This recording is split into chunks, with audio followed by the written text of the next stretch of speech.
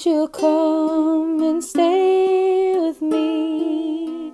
Let's have a little art to heart. Hey, what's going on, everyone? This is Thump here, and welcome to Art to Heart, the show where I talk to creatives about their passions.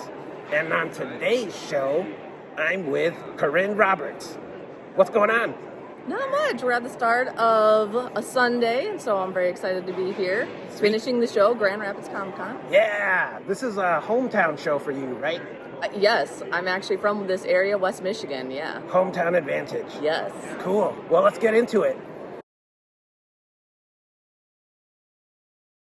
Watercolor is your preferred medium of choice, and your work is very ethereal.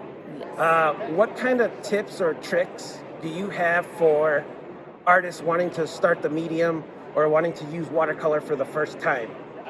Patience. So when I started watercolor, I absolutely hated it because it would just run all over the place, and it was just like I just went in with too much control in mind, and I wanted everything to turn out the way that I wanted to be. Watercolor will always do a little something that it wants to do.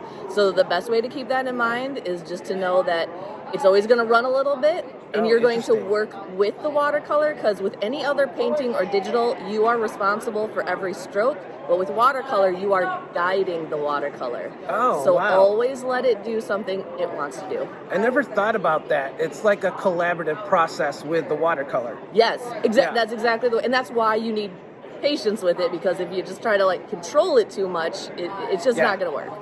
I always found that it was a forgiving medium, though. Like, if you feel like you mess up, you can add more water or add more paint. Would you say that's true, or? Oh, absolutely. I know a lot of people are like, oh, it's very unforgiving, but that's not what I've found. Oh, interesting. Yeah, or people are like, oh, I just can't do it. You know, if you make a mistake, you just have to start over. And that's not true. I add a little more water or take it out or honestly, like I said, just don't think of that mistake as a mistake. Just incorporate it into your painting. Oh, nice. I like that. Great tips and tricks. Yes. You've accumulated a lot of awards and recognition locally for your work, all the while providing art classes and workshops for the community. Mm-hmm. Can you speak on the importance of that relationship? Why is art and community so important as a local artist? Well, I'm all about also building just relationships locally. Yeah. As far as the art community, one thing is that I'll teach people who know nothing about art, and it's extremely important because all they get to see is that if they start small and build something from step by step, now they have a finished product, and that's all I want them to know. Them being a great artist, like what we would think about great art, that's totally up to the person. But if I can show somebody that step by step they can do something they never thought they did before, then they can take that into any part of their life. And that's community building. Oh, most definitely. They can take it into any project for the community, build relationships. And often I just provide a space where people can concentrate and relax. One of the biggest compliments that I get from my classes is that it's relaxing. Yeah, nice. That's awesome. Just people feel like it's a safe place. They get to unwind. That's what they're looking for, and that is extremely important, especially in your own community, to have those little pockets for everybody to just to release a lot of stress. Nice, I like that. Would you say, is there a difference between convention Corinne versus teacher Corinne? Because you're kind of like a ball buster, I think. That's true. Yeah. Yes, I know. In the classroom too, or? No, actually, in the classroom, I am a lot more patient with my students. Especially, I used to teach watercolor before the pandemic when we had classes, and it was very interesting because I would say that I was like, oh, I don't tolerate this or that when I'm outside of the class. But people are like, oh, you're so patient. And I was like, well, that is very interesting because it was good for me to also step into a class and just unwind. And, wonderful. There is a little bit of a difference. But again, with the watercolor, I knew from my own experience that I had to be patient.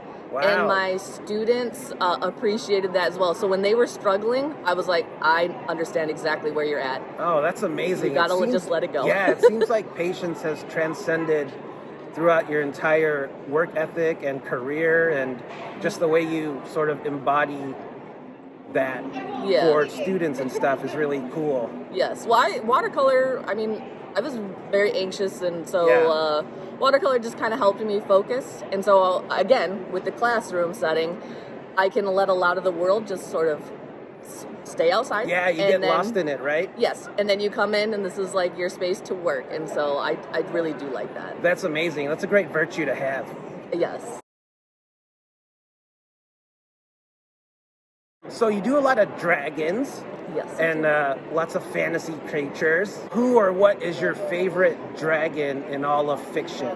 In all of fiction? Yeah. Okay, so I do have a favorite, and it's actually one of my own books, so if I'm just going to spotlight it. Oh, here, yeah. Shout it out. So right here, this little guy is called Pip. He's a puppy dragon, and the reason that I call him a puppy dragon is because I actually modeled him after my dogs, which is why it's my favorite. Sweet. So right here, he's got the little ears that kind of pop up, or the expressions. Oh yeah, that's wonderful. You know, so I mean, a playful character. I know it's kind of. Yeah, I know you're looking for like a story that I grew up with, so I have to say fictional. It would be Pip because it reminds me of my dogs. Nice. But as far as a fictional character, Draco from Dragonheart. If you like, oh my god, if it's a classic. Well, I guess if you're my age, it's a classic. But something that I grew up with. But that movie is about how you look at a dragon, you think one thing, and actually it's completely opposite once you get to know them. Oh man, what a sweet movie. Oh, let me do my Sean Connery for you. Yes, please. How's the ride so far? Pretty good, right? Very good. Yes.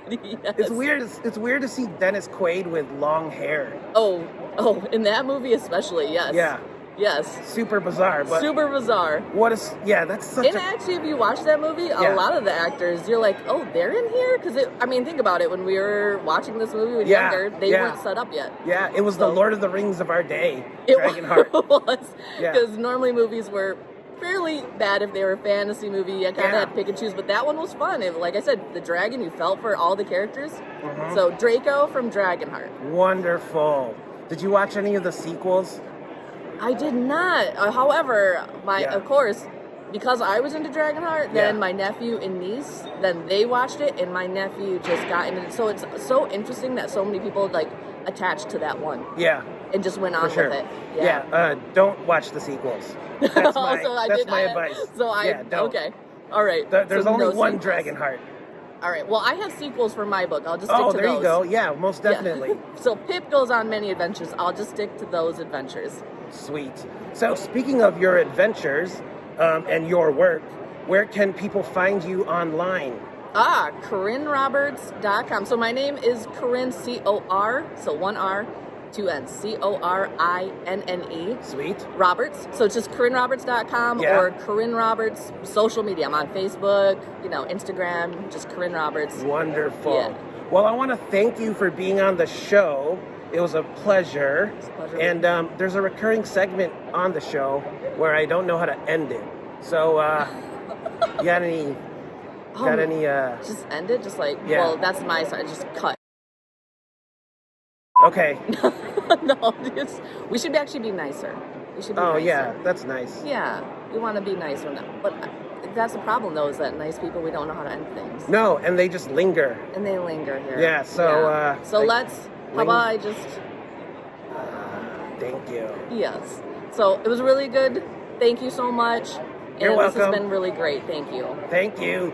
Bye. My arms don't move. Oh, won't you come and stay with me? Let's have a little art to heart. What's question 2? Oh, yeah. Okay, so I can't go off script here. Should I wait till this lady's done talking? She's kind of right. What lady? Oh, I didn't even hear. Oh, really? Oh no, I'm sorry. I was. You're in the zone. I wasn't in the zone.